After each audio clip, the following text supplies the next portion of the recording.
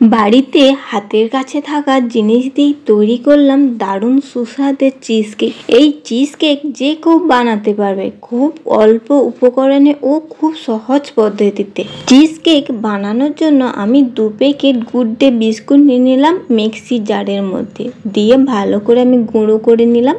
একটি মিক্সিং বোলের মধ্যে আমি ঢেলে নিলাম আনসল্টেড বাটার গলিয়ে বিস্কিট গুঁড়োর মধ্যে আমি ঢেলে ভালো করে মেখে নিলাম হাত দিয়ে।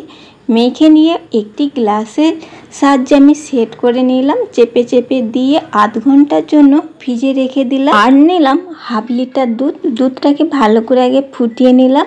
ফুটে উঠলে বন্ধ করে আমি ভিনিগার জল মিশিয়ে দুধের মধ্যে দিয়ে আমি ভালো করে ছানাটাকে কাটিয়ে নিলাম।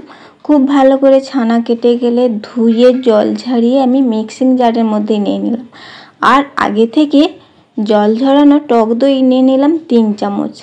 আর মিষ্টি অনুযায়ী আমি মধু দিয়ে দিলাম 2 থেকে 3 চামচ, দিয়ে ভালো করে ব্লেন্ড করে নিলাম। আর নিলাম মিষ্টি পাকা আমের পিউরি।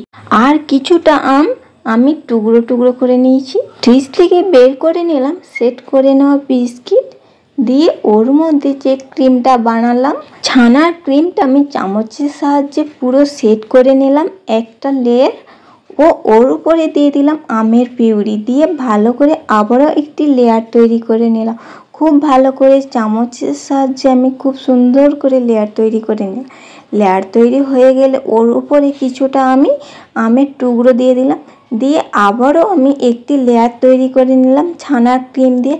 খুব ভালো করে লেয়ার তৈরি হয়ে গেল, সমতলভাবে মিশে গেলে আমের টুকরোগুলো দিয়ে আমি খুব ভালো করে ডেকোরেশন করে নিলাম। চিজ কেকটি আমি ফ্রিজে রেখে দিলাম 5 থেকে 6 ঘন্টা সেট হওয়ার জন্য।